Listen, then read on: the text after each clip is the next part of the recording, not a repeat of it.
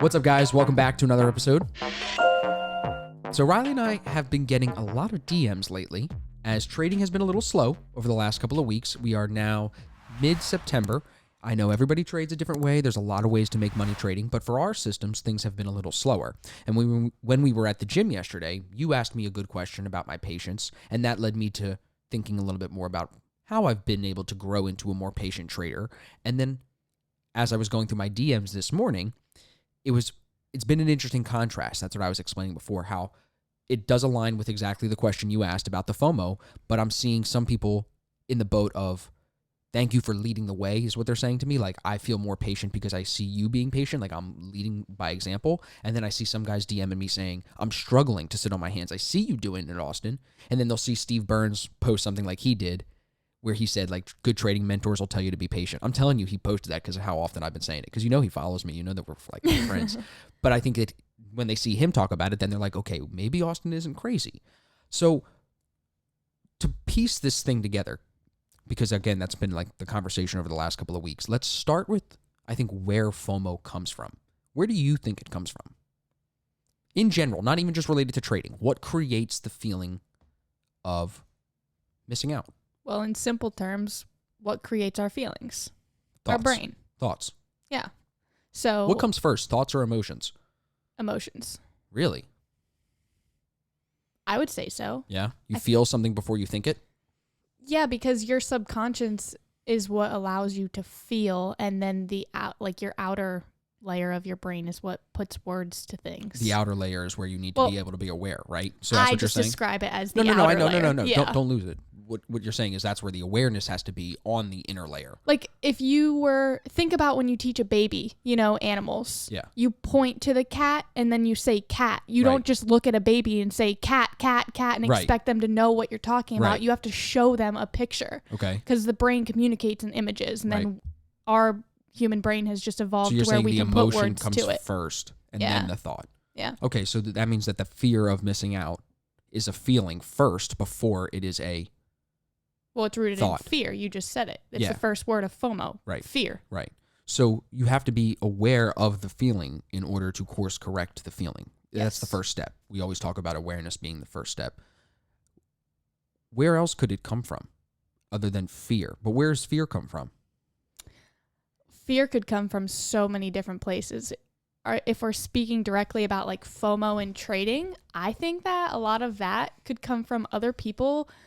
So for instance, if I'm a trader and I'm being patient, and I'm not experiencing FOMO, and then all of a sudden I realize I am experiencing FOMO, well, maybe it's because I'm looking at what everybody else is doing, whether that be in a group chat, on social media, on YouTube, wherever you follow traders and see all of the action that they're in or not in. I feel like that's where the emotions start to arise, because then the initial comparison comes in of, well, am I doing enough? That was the word I was thinking of, comparison. Like why am I not trading right now? Why am I sitting on my hands and I see all these other people making moves, making their pips, making their money, Yeah. So how do you, just to stay on this direction of the FOMO, what do you think people can do more of because it's tough to not compare yourself to other people, because it helps you set goals. It helps you know if you're going the right direction. Absolutely. But I think you need to be confident within yourself. And your trading system. Yeah, you can compare, That's to a see big piece with of what it, you're though. doing, oh, am I on the right track? Like, I think some degree of comparison is healthy. Sure. I think it gets a little unhealthy, though, when you don't have the self-confidence to believe and know where to put your foot down of like, okay, yes, I'm observing that these traders are all doing this, but I'm confident in my abilities and my system that I know I don't need to be doing anything right now. Right. But I think that confidence kind of gets like washed over by all the fear, because we know that negative emotions, if you're not in tune with your brain and awareness and that whole realm of things, negative emotions can easily take over your thoughts and then actually have you be performing actions that you normally wouldn't even do, but just because your brain is in such a state of fear. That's like that Twilight Zone. Yeah. Where you're acting, but you know you shouldn't be doing it, but you're still doing it anyway, right? Well, not everybody's necessarily aware that they shouldn't be doing it, because they're so overtaken by... If they're lacking that step one of awareness, right? Then they're not even paying attention to it. So as you start to pay attention more, that maybe, like I said, some of these guys DMing me are saying, I am feeling it and I'm trying to fight it. What do you tell guys that you've coached with, or girls, to help them fight the feeling of FOMO while they're trading? It's kind of every call that I have, it's very unique and individualized. That's what I like to focus on, because I don't necessarily think there's always like a one trick pony for everybody of like, oh, you have FOMO, do this, this, and this is going to help you. Something that I do notice, though, is traders that are experiencing FOMO, it's exactly what I said. They are looking everywhere else at what everybody else is doing. So if I notice that, and I notice that it's coming from a lack of confidence, I will ask them questions and come up with activities for them to do to try and build their confidence, which could be writing your trading plan and having a physical copy in front of you. Even aside from journaling, like the trading plan being like a step-by-step if-then statements, that way it kind of removes the emotional decision making and makes it a little bit more black and white. Also with confidence, that on the side of journaling, positive affirmations, telling yourself like, I believe in my system. I trust what I'm doing. I don't need to hear the noise of everybody else. I need to just silence all of that and turn off the social media. You know, if you're having problems with FOMO, stick to yourself, like focus, like almost put your blinders on, ignore what everybody else is doing until you can gain a little bit of that confidence back. But it's hard, because if you feel lost, if you're lost. Well, lost is different than FOMO. No, but if you're lost and you're looking to try to find your way through a new skill and you're like, all right, I got to learn how to trade. I want to figure this out. Okay. You know what I'm saying? Then it's tough to not look at other people and see what they're doing to be like, well, maybe there's a better way. Maybe I should be doing what he's doing. Maybe I should be doing what he's doing. That's FOMO. That's, you know what I mean? So it's tough to figure out the difference, I think, between knowing you're on the right path and being confident in that path versus this isn't right for me, I need to bounce and try something different. Well, yeah, but now you're kind of tying a little bit of, you started out with FOMO of people, and now you're saying, well, what if they're new in it and they need to like kind of see what everybody else is doing to learn their own way? I think that's kind of two different paths we're talking about here. Maybe, but the fair thought would be some of these guys still feel FOMO because they're not new to trading, but they're still following other people. They're still looking at what other people are doing on social media. They might take a trade that ended up being a loss. They follow me. I didn't trade. I'm more profitable than they are that day. And you know what I'm saying? I don't get your point. So like if the guy that I'm thinking of, to not use his name, we'll call him Steve. Okay. Steve hits me up. He's like, I'm feeling the FOMO. I don't know what to do. Okay. He ends up still taking a trade and losing the trade. But is he somebody that is new in the trading world? Like No, he's been trading and he still can't control his FOMO. Okay. We looked at the statistics. A lot of people still trade 10 years deep and they lose money year on year. People just throw money into this shit. Mm-hmm. It's what they do. Humans are dumb. So, I'm not saying he's dumb. He is aware of the emotion and still acting on it. Does that make sense? Then I would argue to say that he's not fully aware of it. He's aware of it enough, but not aware of it to actually control the reaction. It's still living through him if he's making the action, even though he says he's aware of it. That's a good point. It's like, how aware of it are you really then if you're still doing the thing that you say you're aware of and now you're burned? I think another part of it too, speaking about like journaling the trade, verbalizing the trade, sharing the idea. Absolutely. That's kind of what I was going to go into as well. Kind of with the FOMO stuff, but even aside, if you're a trader not experiencing FOMO, something I wanted to talk to you about is I think you have this way of literally making the chart appear like a story. Like you look at it and you don't just look at it as, okay, yep, I see some candles. I read it. Yeah, like you literally read it like a story. You're like, what is this telling me? And you paint a picture and a story around it, even when you're not trading, even when you're being patient. And I think that if traders could even try and implement a little bit more of that, it would just kind of have a trickle effect, because that would then help their self-confidence, which would help them not feel FOMO, because they would know that, hey, I'm reading this chart like a story. I understand what it's telling me. Mm-hmm. So I know that I'm okay to be sitting on my hands right now. Well, it comes from confidence in the system, testing a system, because when you test the system, you have to look at charts. You have to study charts. When you study the chart, you realize that this thing is painting candle by candle, left to right across my screen. I know I'm not going to forecast. I'm just going to react. So if I read it like a book, okay, it broke the EMA. Well, I'm going to react to that rather than forecast. Is it going to come back down through the EMA or keep going higher through the EMA?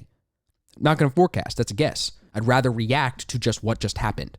You know what I'm saying? Absolutely. And then build risk-reward setups based on reactionary scenarios, not forecasting scenarios. Don't put myself into a situation where I have to say, if this EMA is broken, then it could do this or this. Just put myself in a situation where if this is done, then I will do this. It's a totally different way to look at it. And then I'm reading it left to right saying, well, I'm in the trade. It's holding the 8 EMA. It's holding the 8 EMA. It's holding the 8 EMA. Candle by candle, this is still telling me to be in the trade. Yes, it could turn around in the next candle, or it could keep going for me. Why would I try to pick? Who can see the future? Just react to what's happened. So for the FOMO part of that, I think it helps me when I'm like, okay, if I'm reading this candle by candle and I just got stopped out of this trade, for example, I think that's when I feel the most FOMO, is when I get stopped out, but I think I'm still right in that direction and I don't want to miss the move. I get that sometimes. I read it. Why did it just stop me out? It broke this EMA. Well, if it comes down and retests that EMA, yeah, it could be going back down through it in the direction I want it to go, or it could be retesting it and bouncing even higher off it as a new support level. So when I read it that way, I'm like, well, can't really jump back in this thing right away now because I'm at that point forecasting, not reacting. Right. And then I'm disciplined to the plan, which says to forecast never and react always. So if I just follow that, I feel like it controls my FOMO. I'm definitely guilty of it, but I'm aware of it. I don't trade based on FOMO anymore, but I used to. Right. Everybody, I think, at some point in their trading career starts that way. I think you always do. You don't go backwards to that. But once you start making money, you have a larger account. Your trades are worth thousands of dollars instead of hundreds. You want to be pickier. You want to be more selective. You don't want to feel FOMO. You don't want to be chasing with thousands of dollars, tens of thousands of dollars, hundreds of thousands of dollars. You can't be doing that. If you're really trying to take care of your family and live a good life, you can't be doing that. So I think locking in to a specific plan,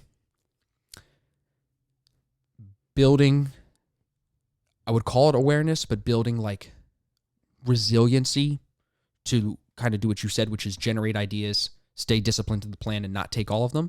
Building that like strength within yourself, that confidence within yourself. Those two things I think together can help you just notice the FOMO. You don't have to fight it. Like that's the biggest thing for everybody listening. You don't have to fight FOMO. It's you just almost have to pay attention.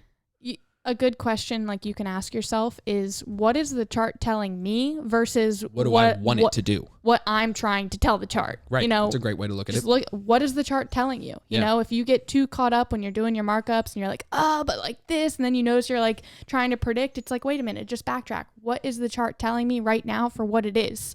No future candles on the chart, no lines, squiggle lines drawn in every direction, whatever. Fibonacci's. Yeah, like all that shit. Like, no, what is the chart telling me right now for what it is? Right. And then mark it up. Right. Like you might think you know it in your head, even if it's something simple like it broke the Asian range. Write it until you get confident in your system to where you feel that you don't need to write that little note on the chart anymore. But even when you are, you still might because it helps. It doesn't hurt. Of course. So I think it's just asking yourself, what is the chart showing me versus what is my mind trying to like project onto the chart? I think a lot of it too originates in the fear of losing money. I think most people don't want to lose money and they really don't want to be wrong. That might even be more of it, the fear of wanting to be right, not wanting to be wrong. For some reason, people attach their own personality. Maybe they haven't eaten enough mushrooms. They attach their own ego and everything. Or gummy bears in your case. Yeah, I do like gummy bears. Haribo gummy bears, not mushroom gummy bears. That'd be pretty cool, though. What was I saying? Now you threw me off. Now I'm thinking about gummy bears. Well, you were talking about mushrooms. No, before that, what was I just saying? The fear of losing money. Yeah, you were saying where you think the fear of being comes wrong. from. Yeah, they don't want to be wrong. They're attaching their ego to their ideas on a chart and making it a representation of who they are as a person. It's just a trade. Yeah. This is just a business. It isn't who you are. People have failed businesses, but they're amazing human beings. People have lost trades. They're great traders. Like, it's business. It's not going to be a straight line to the top, especially in a field like this. So if you think you're going to come into it and not lose money, if you think you're going to come into it and not be wrong, you will be wrong, and you will lose money, and you will be frustrated, and you'll question your own existence. But if you come into it realizing that there's a way to go about it with a system, there's a way to go about it to control those emotions and say, I am me, these are my trades, and there's my emotions in between me and those trades, you're in control of everything. You're in control of the money. You're paying attention to the emotions between you and where you're supposed to be putting that money to work. And then if you're aware of those emotions but still paying attention to that back piece, following the system, should still work out for you in the long run because you're in control of the emotions. The emotions aren't driving the decisions. That main emotion being fear of not wanting to lose money, fear of not wanting to be wrong, fear of not wanting to disappoint themselves, fear of failure. It's just like fear that their identity is attached to the outcome of whatever. And beyond that, though, but it's beyond that. It's not just the attachment. It's that they attach to it and then think that failure is a bad thing. We're conditioned from like being kids in school that failure is bad. If you fail the test, you're bad. Yeah. You're bad. Not that you're learning. You're bad. In reality, failure is when you learn. But in school, failure is when you're bad. Yep. It's like our school system is... Great way to condition kids. Yep. I was just going to say, it's like conditioning children to be perfectionists and then struggle with that later on in life. But there's a reason for that. Right, because then they get the kids to just settle. It teaches people to settle because you expect less from yourself then. Yeah. And I could go... I'm currently reading right now The Mastery of Self, which is by...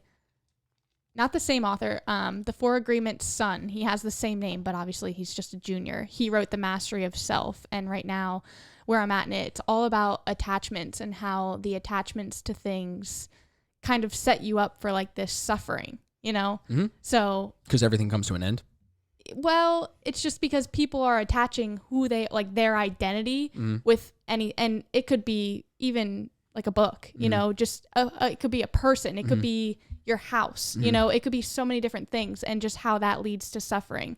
So the mastery of self is all about removing these attachments and being able to be okay with, I believe it was from this book. He said, he had a quote. It was like, be 100% certain in what you want, but also 100% okay with whatever the outcome is. That's cool. That way it's like you stay goal focused, you know what you want, but you also know that you're completely okay with whatever the outcome is because you are not attached to that. Like that's perfect for trading. There is space in between you and whatever else happens. That's exactly what I'm trying to say. Yeah. Perfect example for trading. I think the attachment leads to, it's like when you're, I think like another good analogy is like when you're playing tennis or when you're playing golf. You can't hold the club or the racket that hard, or even a baseball bat. Like you can't hold it that hard or it's going to screw up the mechanics of how that is supposed to work within your body. But you can't hold it too loose because you'll let go of it. So there's a sweet spot where you're aware of it, you're aware it's there, but you're not holding on too tight and trying to control it too much. So you have to find that sweet spot of, I'm aware of my emotions in my trading, but I'm actually in control of the button. I'm actually swinging my arm here. Yeah. Is there anything else when you think of controlling FOMO on I mean, for me, it always comes back to the comparison. I think if you do enough self-reflection, then you're able to realize like the idea of trying to catch every trade or trying to make every dollar, it's not possible. So you let go of that. Like I can let go of that. But where I think a lot of people can get sucked back in is on social media. It does come because of the society that we live in. Social media is like the king of comparisons. Right. So it's tough because then there is a lot of good stuff on social media like what we put out there. I'd like to think that what we do is slightly different. Like, you know what I mean? So I think social media is a touchy topic, and you've noticed it too. We've talked about it before with everybody, how some of these guys, they get pretty good at trading.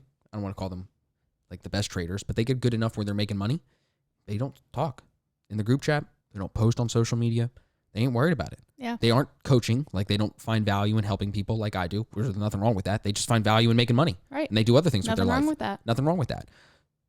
So it's like once you realize that and you know that everybody on social media is just posting it to try and make you feel FOMO, to sell you something or to tell you something that their opinion is right. It's not even that they're trying necessarily to always make you feel FOMO. It's like sometimes people are just posting things to try and prove it to themselves. Well, yeah, but they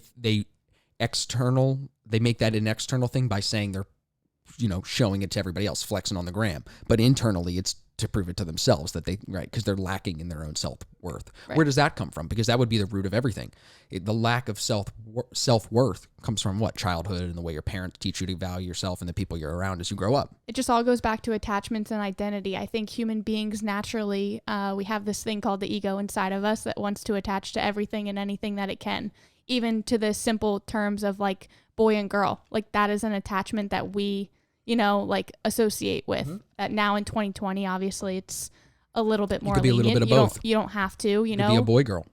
Yeah, you can be whatever you want to be. Whatever you want to be. But I think in the world of social media, it makes it so easy to compare of like, oh, this person, they're on social media and they say they're this. And now I'm seeing all these images and it's like, you're only getting like a fraction of the entire story of that human being. Like they are a whole bunch of stuff thing within themselves, but you're only seeing a certain image that they're projecting that is making you then feel all these emotions that you don't even realize. And now you're being self-critical just because of what somebody else posted.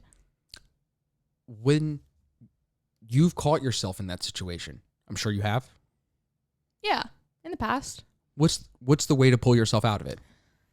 For me personally, I don't follow, like I know you're not about the drama. I know you don't follow any of that stuff. I know I was even gonna we'd say, like to think that we're a little bit out of the bubble, right? Because we just create content. Not even with just drama. Like if I was following people where I noticed myself like constantly like checking in on their pages or like those were the stories I really liked watching, I would ask myself, like, why? What am I gaining from this person? Sure. And if it wasn't something that like, or not even necessarily a person, because it could just be like a branded account, you know? Sure. And if it's not something that like made me feel good on the inside, I unfollow them. Right. I feel like I consciously am aware of when I'm on social media, if it's good or if it's bad for you. Yeah, what am I consuming? What am I consuming? And if it's not something that makes me feel good, even if it's like for a second of where I'm like, oh, like they're doing this, like they're on their day 3,000 and I'm on my day 3, and then I see that initial comparison, I'm like, oh, whoa,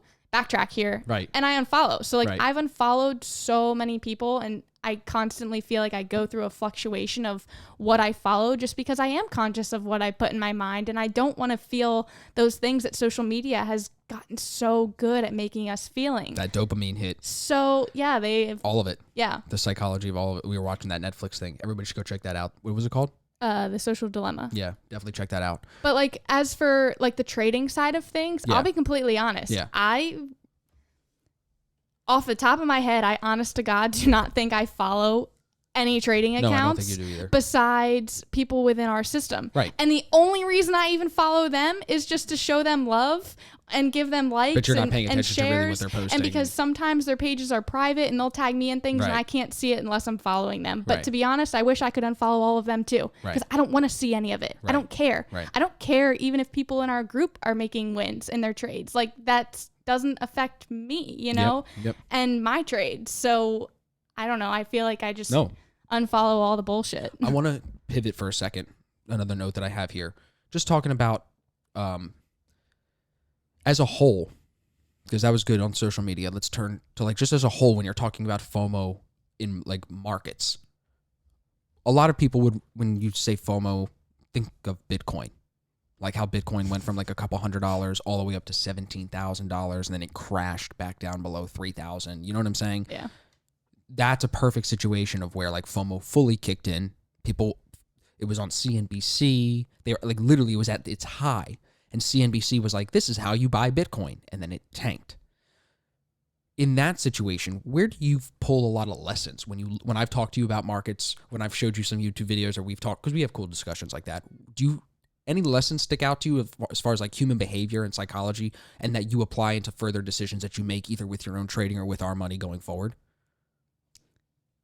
Can you be a little bit more specific? Yeah, like do you take the Bitcoin example and like looking forward at it now? Like right now it's priced maybe at a good price. What if it goes to 100K? Would you feel FOMO if it goes to 100K because you didn't get involved in the market heavier than you already are? No. Why? How do you just right say there no? Because you started off the statement with what if, and I'm not going to allow what if statements to determine my mental state ever. Like that's as simple as it is for me. I just don't care. Yeah. Like I don't care what other people are doing. I don't care if they bought Bitcoin at 2 cents and it went up to $20,000. So it's just you just don't care what anybody else is doing. I think that you could compare that with anything. Sure. You know, you could look at a futures thing and be like, oh my God, like I should have been in XYZ, Sure. you know? It's like you could pinpoint that to any little thing in life of like, oh my God, I should have been there, or I should have been there. And if I would have known this, if I would have known, it's like, or you just freaking live your life and like, I don't know. I just don't care. No, it's It's a great perspective of it. Anything of like, what if, it's like, ooh, you're already setting your mind up for like potential turmoil. Well, because you're imagining. It's like the best way to look at that is you've now shifted away from probabilities and you've shifted into like this land of possibilities of like, oh, this could be, and this could be, and this, that all could be. Right. You know, so you've kind of shifted yourself away. No, but that's a good perspective on it. I think people will take value in hearing you just remind them that it's okay to think for yourself. Absolutely. Like I feel like I'm like the 2020 queen bee of I don't care. I just feel like 2020 people forgot that they can think for themselves. That's just how I feel. And you cannot care about things. You cannot care about a lot of things. And you can literally get off social media, just live your life like a normal person and enjoy your life a lot more. Yeah. For a lot of people, you know? I don't know. I think there's a lot of good content on there. I'm hoping people find us. I'm hoping people find like Gary Vee. Like there's definitely important content, and that content can help you so much. Yeah. But it can create FOMO in a lot of other ways if you're not following the right content. It can create FOMO if you're following Grant Cardone and he's flashing all his money in your face. Even though he provides a lot of value in his sales training and stuff, it can still create FOMO and make you act differently. So you just got to remember when you're consuming all of that, even the music, like the music you listen to, it can start to shape the way that you look at money. And I think that'll start to make you feel FOMO potentially.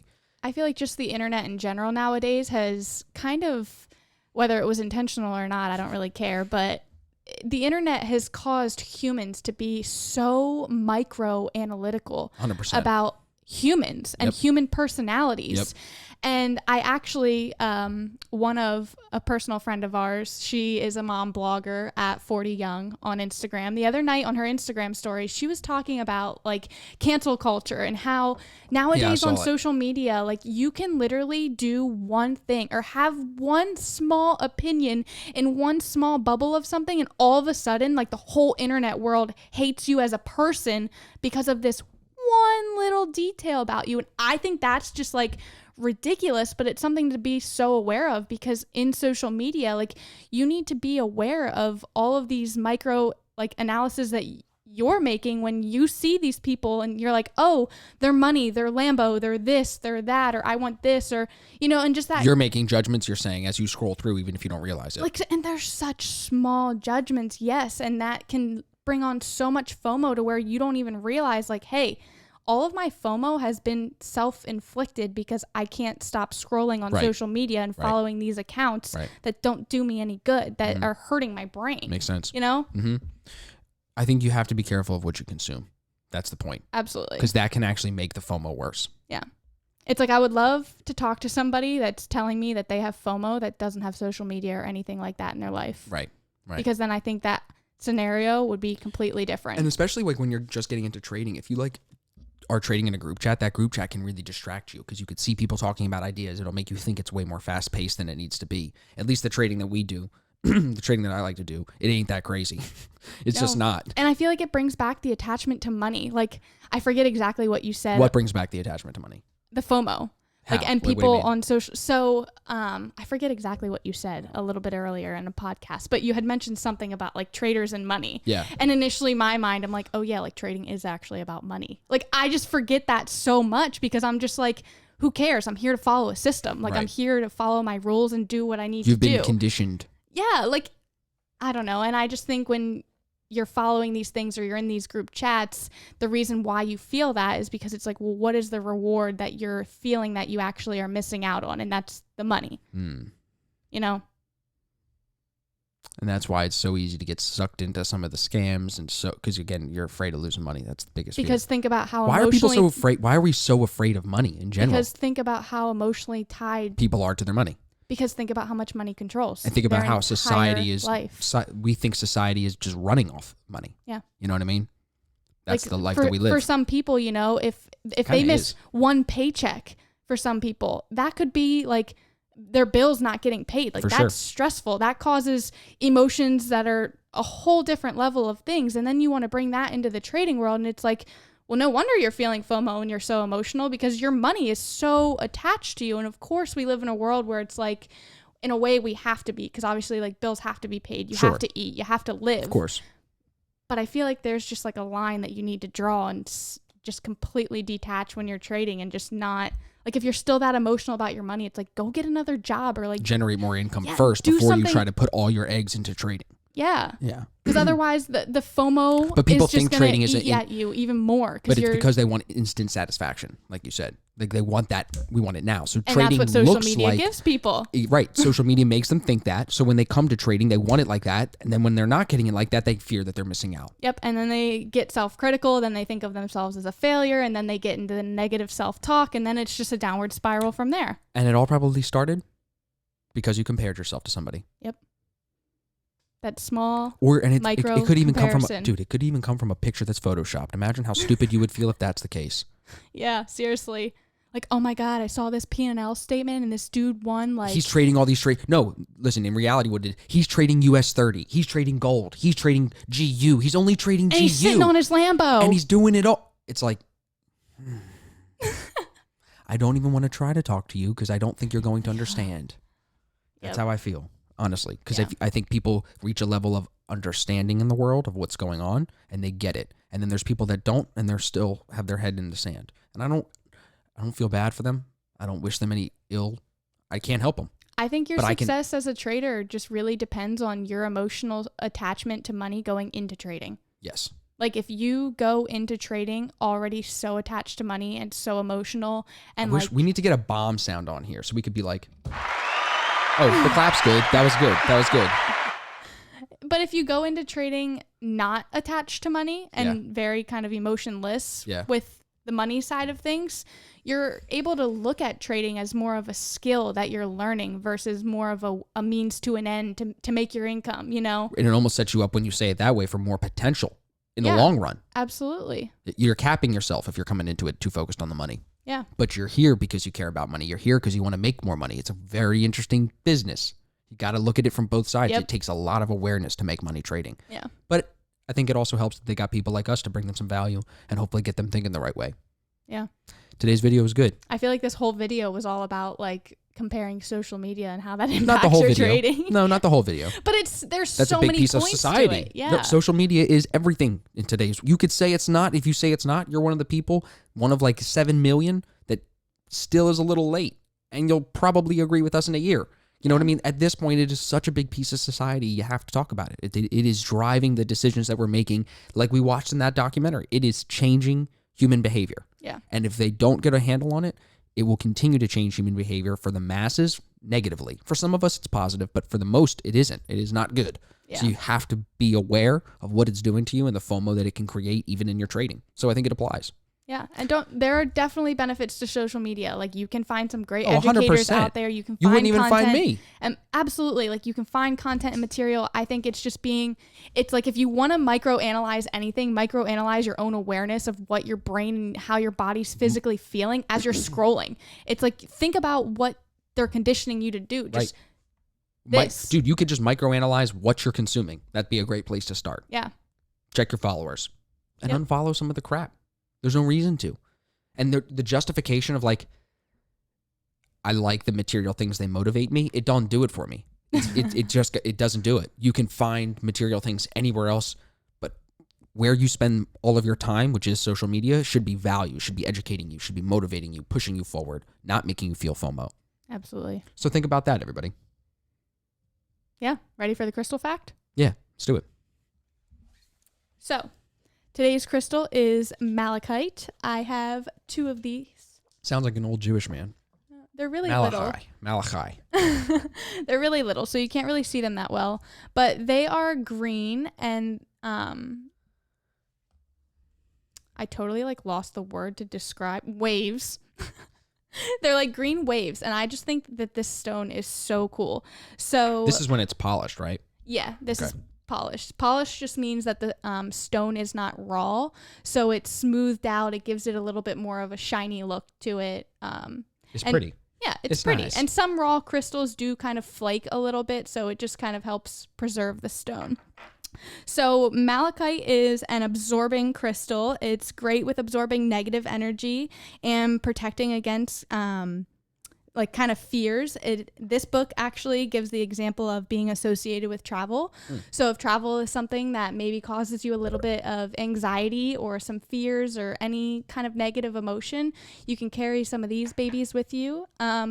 Me personally, actually, I use these whenever I have really bad cramps. Like, these are an absorbing crystal, and the last month I was having some really bad cramps, and I just started holding these. And I'm not a medicine person. Like, I don't like to take pills or anything like that. I was holding these, and it helped. So power of the mind, power of the crystal, I don't know, but it's a little bit of both. Yeah, it's an absorbing crystal. You definitely, with these babies, you want to make sure that you're cleansing them after use because they're an absorbing crystal.